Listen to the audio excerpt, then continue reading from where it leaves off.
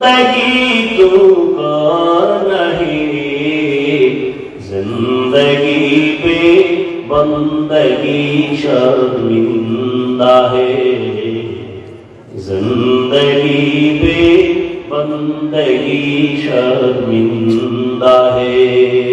ইহুদিদের একটা স্লোগানের নাম হলো ডিভাইডেড এন্ড রোল পলিসি। ইহুদিরা দুনিয়ার মুসলমানদের উপরে মাথা উঁচু করার এই সব থেকে বড় স্লোগান, মুসলমানকে দলে দলে দলে দলে ভাগ করে দাও।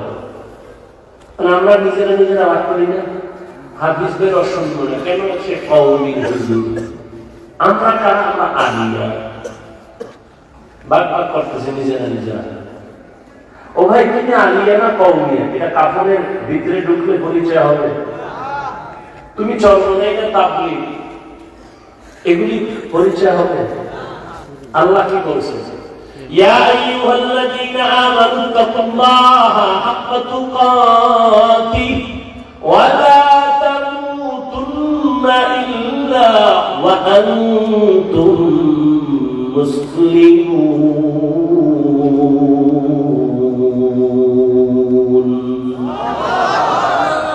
আল্লাহ বলেন আমাকে ভয় কর, মুসলমান না হইয়া মরবি না, পীর না হয়ে মরবি না বলে নাই, মাওলানা মুফতি মুহাদ্দিস না হয়ে মরবা না বলেন নাই। আল্লাহ বলেন মুসলমান না হইয়া মরবি না। কারণ আল্লাহর কাছে পীরের পরিচয় চলবে না, মুফতি মুহাদ্দিসের পরিচয় থাকবে না। পরিচয় একটা কি? মুসলমানি বাওয়াত করদান নেহাদান এনানে খুদ বতসদিখা জাদাদান গর্ব সুরত আদমি ইনসাফুতে আহমদহু জাহলো হামেক সাবুদি। পৌঁছাইছেন, কিছুই তো দেখাইতে পারতেছি না, তো মানুষ চিনতে পারে যাওয়ার সময় একটা বেলুন কিনে দেয়। ম্যাডাম যদি জিজ্ঞে অজে কি হয়েছে, হয়েছে মোনাজাতে বেলুন কবুল হয়ে গেছে, বেলুন কাটতে গেলে ঝুলাই নিয়ে গেছে। আর একজন একটা প্লাস্টিকের মাছ কিনছে, এটার কাটতে গেলে ঝুলাই গেছে। অজে ফলাফল নগদ বেলুন আর মাছ কপালে তোমরা পড়ছে এই জাতি। আফসুস, হাজারো আফসুস। এই জন্য ওয়াজ ফ্যাশন হয়ে গেছে। বরকত নেই, কোন বরকত নেই, বরকতের বয়ান নাই। আর বরকত তো কেমনে থাকবে? আল্লাহর ভয় তাকওয়া নাই, জাহান্নামের ভয় নাই। এই কারণে ওয়াজের প্যান্ডেল বড় জান্নাতি বাগান, আবার এই উপলক্ষে পাশে আসে জাহান্নামের বাজার, মার্কেট, দোকান, খেলনার দোকান। আবার ওই দোকানে ঘুরে ওখানে জান্নাতের হুলহুলিরাও ঘুরে, যুবতী মেয়েরাও ঘুরে, বেপরদা নারীও ঘুরে, কবিরা গুনাহ কবিরা গুনাহ কবিরা গুনাহ জাহান্নামের বাজার ওয়াজ উপলক্ষে। ওখানে কবিরা গুনার দায়ভার কে নিবে? এখানে না, সারা বাংলাদেশের হালাত বড় খারাপ, জাতির কপালে তো খারাপ। প্রয়োজনে বক্তা বাদ দিবে, তার উপরও আকাম বাদ দিবে না।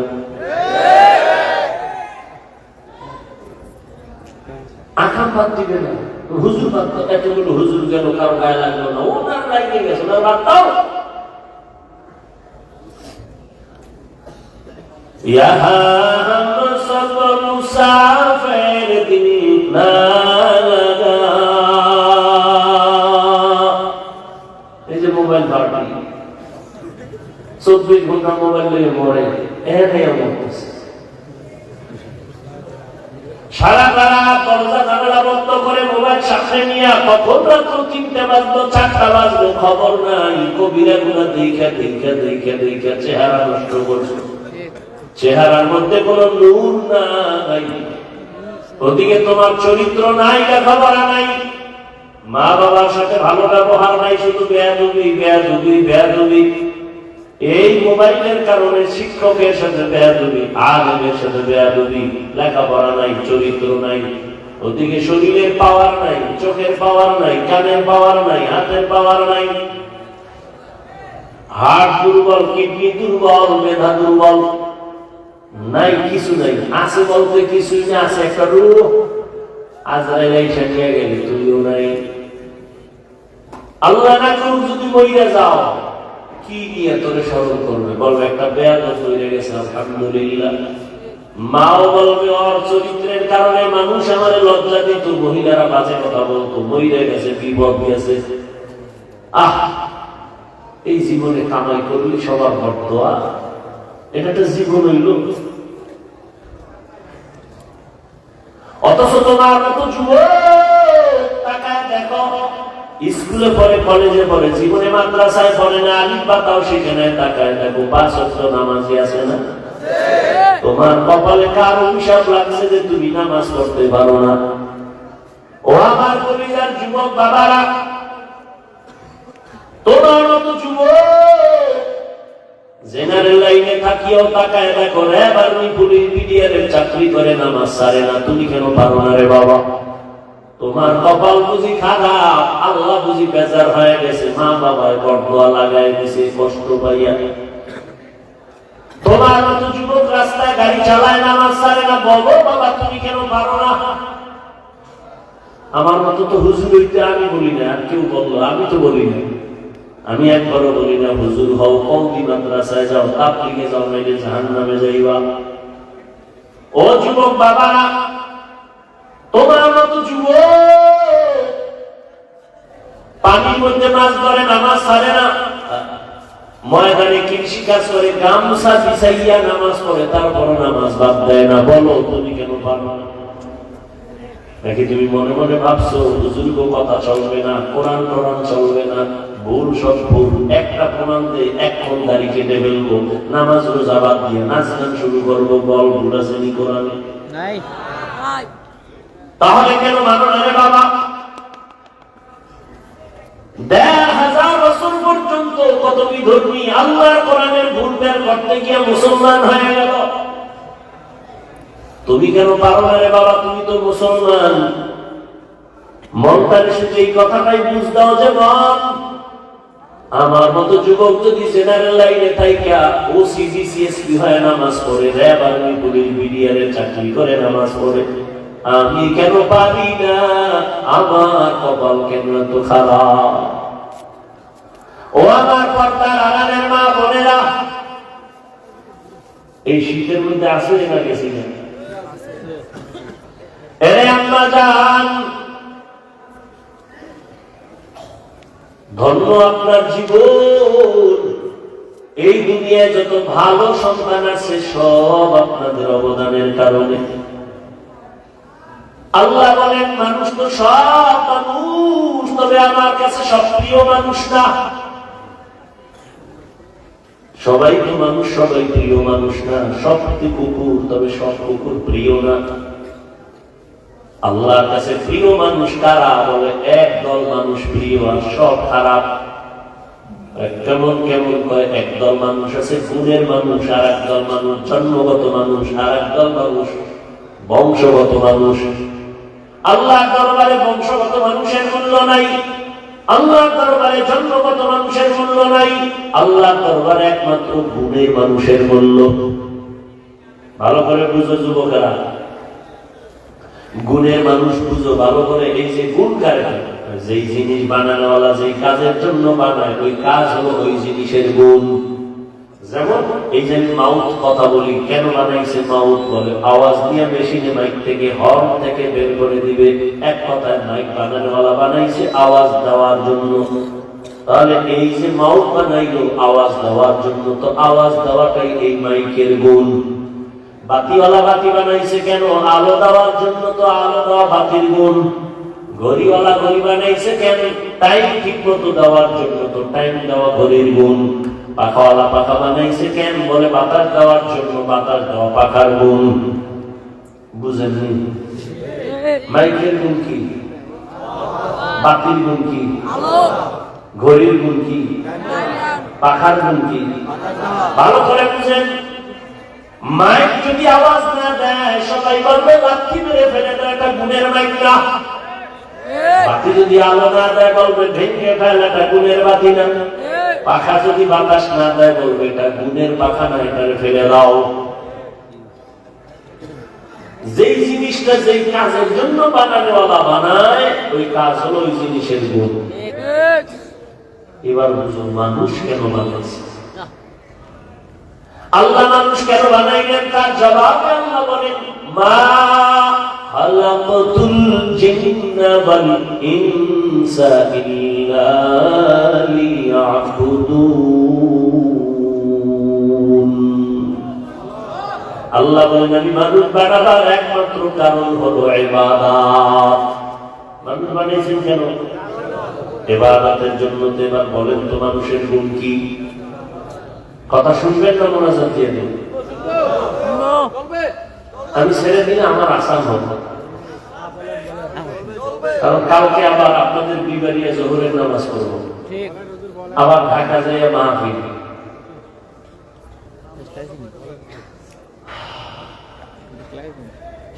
মানুষের গুণ কি? এবার মানুষ বানাইছেন কেন? কোন কাজের জন্য? তাহলে মানুষের গুণ কি? মাইকওয়ালা মাইক বানাইছে আওয়াজ দেওয়ার জন্য, আওয়াজ দেওয়া মাইকের গুণ। বাতির গুণ, বাতির গুণ আলো দেওয়া। যদি মাইক আওয়াজ দেয় ভেঙে ফেলবে। মানুষ আল্লাহ বানাইছেন ইবাদতের জন্য, ইবাদত করা মানুষের গুণ। এখন ইবাদত কেমনে করবেন? নামাজ পড়া ইবাদতের অংশ, রোজা রাখা ইবাদতের অংশ, জিকির করা ইবাদতের অংশ, রাজনীতি করা ইবাদতের অংশ,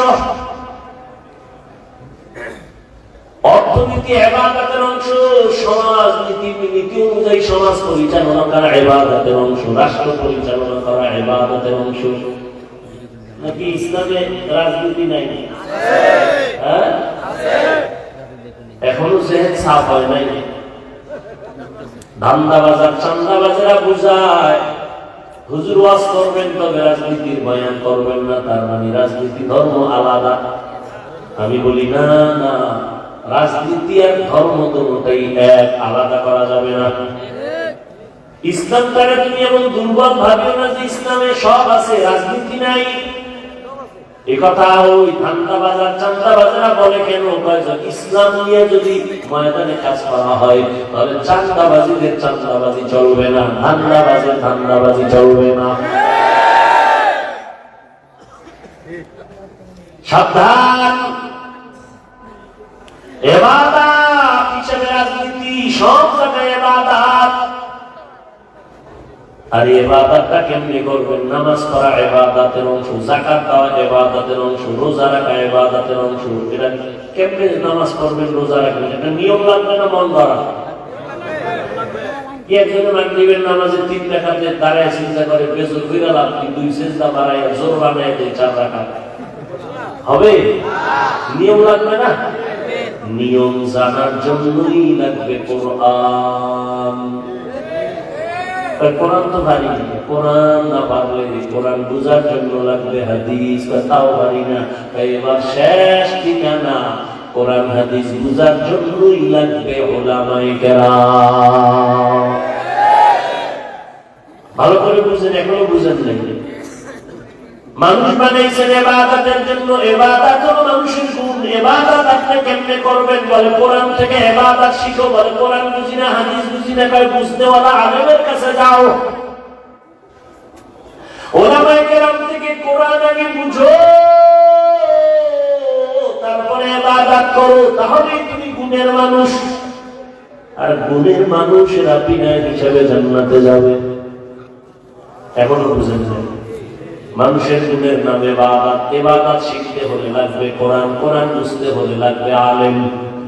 আলেমের মাধ্যমে কোরআন হাদিস বুঝা ইবাদত করলেই তুমি গুণের মানুষ। গুণের মানুষ হলেই তুমি বিনা হিসেবে জান্নাতি। ফলাফল কি দাঁড়াইল? আল্লাহ কি কইছেন? আমি কোরআন শিখাইছি, তারপরে মানুষ বানাইছি। অর্থাৎ যে ব্যক্তি আলেমের কাছে গিয়া কোরআন বুঝা শুইনা ইবাদত করবে সে গুণের মানুষ। আগে কোরআন হাদিস বুঝা ইবাদত করার পরে গুণের মানুষ, এরপরে তুমি জান্নাতে যাওয়া। আল্লাহ এই দিকে ইঙ্গিত করে বলেন, আমি আগে মানুষ বানাই নাই, ইবাদত করাইয়া কোরআন বুঝাইয়া তারপরে গুণের মানুষ বানাইছি, তারপরে জান্নাত দিছি। ইবাদত বুঝার জন্য কোরআন লাগবে, কোরআন বুঝার জন্য উলামায়ে কেরাম লাগবে। এই দিকে ইঙ্গিত করে আল্লাহ বলেন, আমি কোরআন শিখাইছি, তারপরে গুণের মানুষ বানাইছি। কারণ কোরআন না বুঝলে সে ইবাদতের নিয়ম বুঝবে না। আর কোরআন বুঝার জন্য আলেমের কাছে যেতে হবে, আলেম ছাড়া ইসলাম আর কোরআন হাদিস পরিপূর্ণ বুঝবে না। ভেজাল লাগাবে, খালি ভেজাল লাগাবে, ভেজাল লাগাবে। ওলামায়ে কেরাম তো মন গড়া ব্যাখ্যা দেওয়ার কোনো সুযোগ নাই। ধারাবাহিকতা আস্তে আস্তে রসুল থেকে আসছে, আমার রসুলকে আমার আল্লাহ শিখাইছেন। ও পর্দার আড়ালের আম্মা জান, গুণের মানুষ বড় দামি, ইবাদতের মাধ্যমে গুণের মানুষ হতে হবে। ওরে আম্মা জানেরা, আপনারা বড় দামি মানুষ। যত দুনিয়াতে গুণের মানুষ আছে সব আপনাদের থেকে নবীদের মা আপনারা, সাহাবায়ে কেরামদের মায়ের মতো মা আপনারা, হাফেজে কোরআন আলেমের মায়ের মতো আপনারা দামি।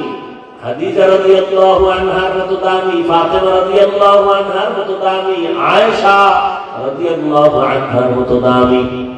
এ আম্মা জান, কয়দিন আর দুনিয়াতে বাহাদুরি করবেন না মা? আপনার মতো কত মা এই অঞ্চলে আছে, পর্দা করে, নামাজ পড়ে, স্বামীর মাল হেফাজত করে, খেয়ানত করে না, মোবাইলে চরিত্র বিক্রি করে না, এমন মা অভাব নাই। ও মা, আপনি কেন পারেন না পর্দা করে নামাজ পড়বেন, সন্তানটাকে আদর্শ সন্তান বানাবেন? ও আমার যুবক বাবারা, স্কুলে পড়ো, কলেজে পড়ো, চাকরি করো, ব্যবসা করো, ডাক্তার হও, ইঞ্জিনিয়ার হও, প্রফেসর হও, তবে আমার দাবি একটাই, সারা দেশে বলি, বেয়াদব হইও না। কারণ তুমি ডাক্তার হইয়াও যদি বেয়াদবি করো, তাসলিমার মতো জুতার বাড়ি খাইয়া পালাবো না, দেশে থাকা যাবে না।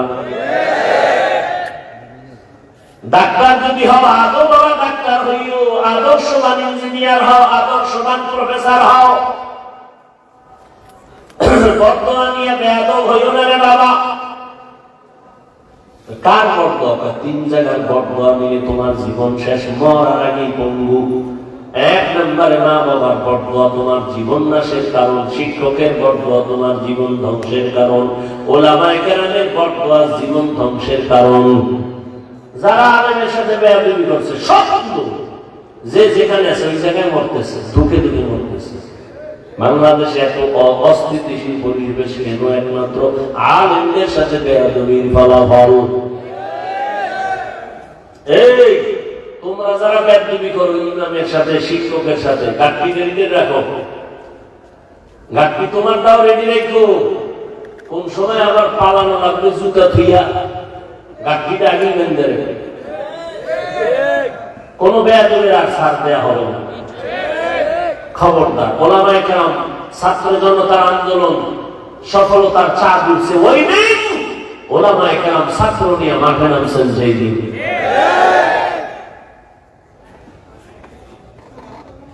খবরদার,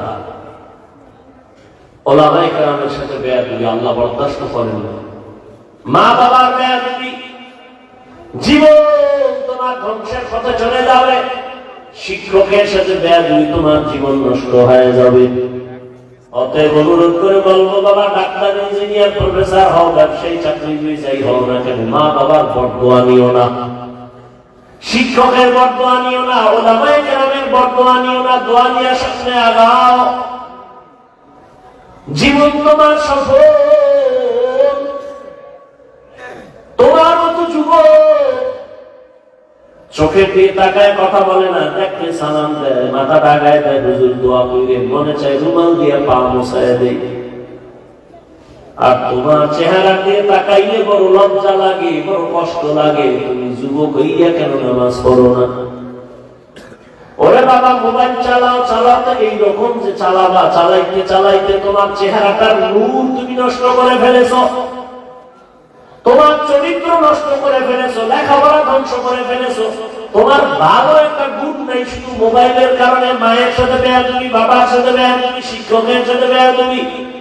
মায়ের টাকা চুরি করছো মোবাইল ঠিক রাখার জন্য, বাবার টাকা চুরি করো। মা বাবায় টাকা না দিলে গালাগালি কইরা বন্দুকটা চুরি করো, যখন বন্ধু দেয় না তখন মানুষের দোকান চুরি করার চিন্তা করো। এই এক মোবাইলে তোর জীবনটারে নষ্ট করে ফেলবো না, লেখাপড়া আছে না চরিত্র আছে। ও আল্লাহর বান্দারা, তুই পায়ে হাত রেখে বলছিলে যুবক, আসলে কি আমরা ভুলে আছি না তোমরা আছো তাও বুঝি না? তুমিও মুসলমান, আমিও মুসলমান, তোমার আমার আল্লাহ এক, নবী এক, কোরআন এক, কাবা এক, ধর্ম এক, কালেমা এক, কাফন হবে তিনটা, কালার এক, কবরের সাইজ এক, কবরের প্রশ্ন তিনটা তাও এক। অথচ তোমার বয়ান করে বুঝানোর পরেও তুমি বুঝতেছো না, মানতে চাও না। আমি নামাজ ছাড়তে চাই না, তুমি নামাজ পড়তে চাও না, তুমি কেমন মুসলমান?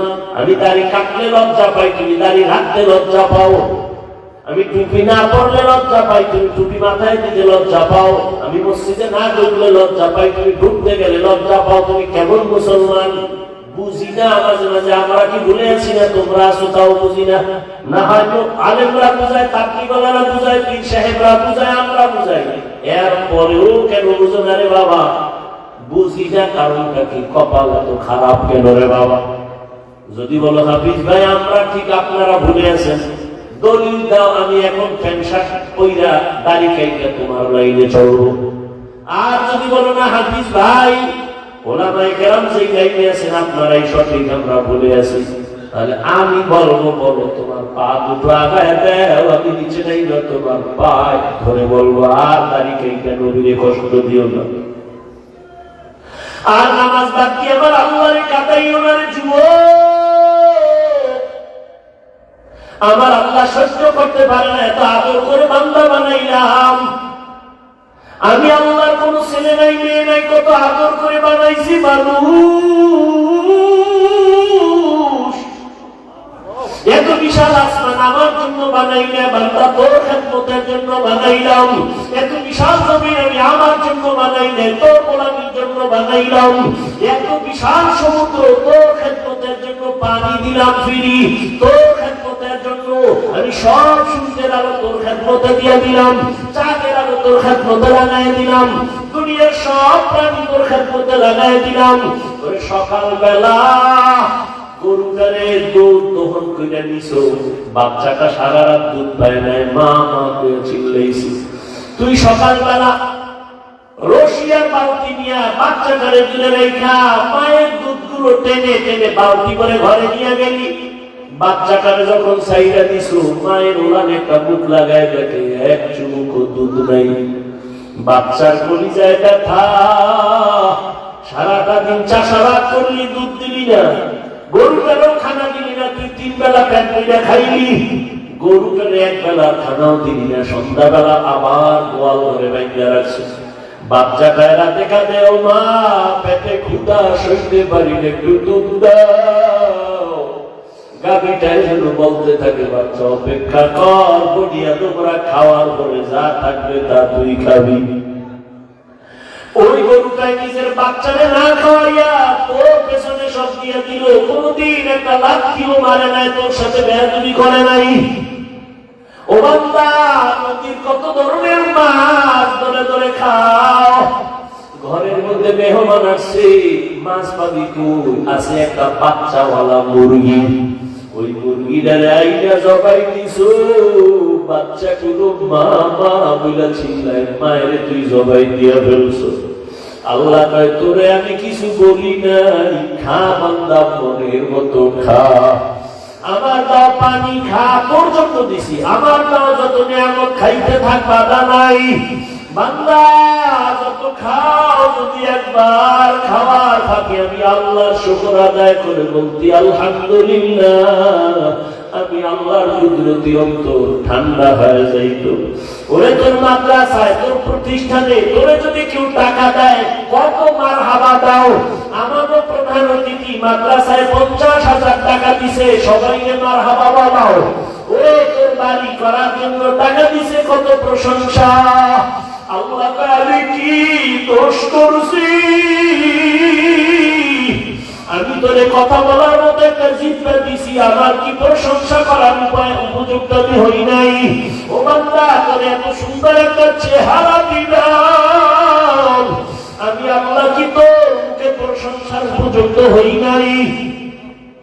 আল্লাহ তোরে টাকার মালিক বানাইলাম, বাড়ি গাড়ির মালিক বানাইলাম, সন্তানের মালিক বানাইলাম, আমি আল্লাহ তোরে সম্মানের চেয়ারে বসাইলাম।